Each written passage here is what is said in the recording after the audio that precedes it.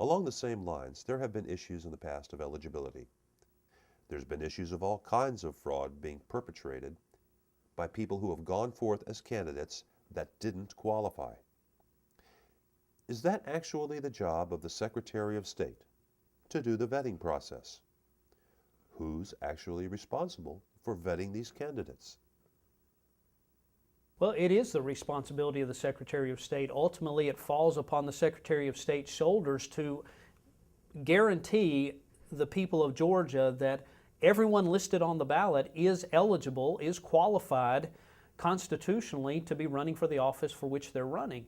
And I know there are a number of issues that have come up over President Obama's eligibility. Well, the truth of the matter is, when he came up, his name came up to be printed on the ballots here in Georgia, the Georgia Secretary of State had the constitutional obligation to guarantee that he was lawfully qualified under the Constitution to have his name on the ballot.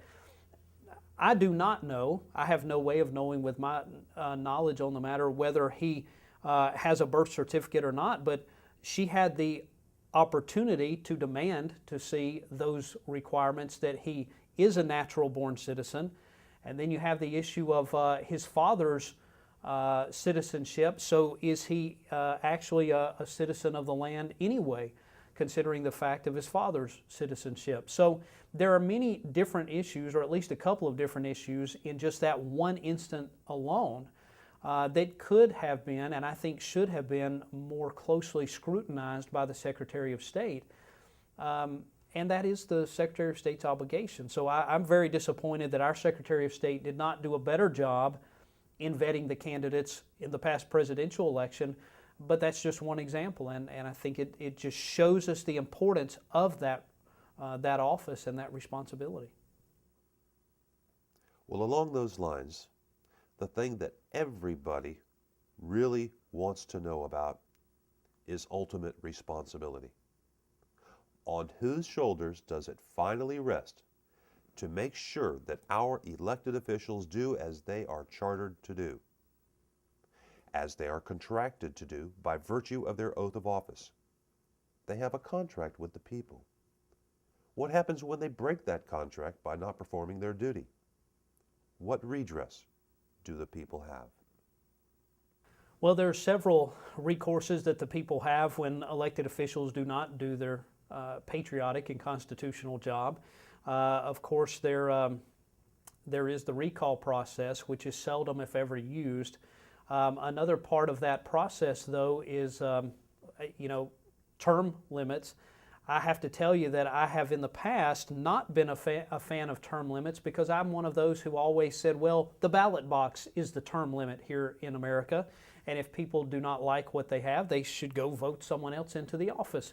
However, the incumbent protection plan that has been set up in really every part of the election process across America makes it very difficult for an incumbent, an entrenched incumbent, to be unelected, even if they are unethical, even if they are doing things that are unconstitutional or not keeping their oath or affirmation of office. So even though I have in the past not been in favor of term limits, I will tell you I am now in favor of term limits, because I have come to understand that it's not always as easy as it sounds to vote them out of office, even if they should be voted out of offices.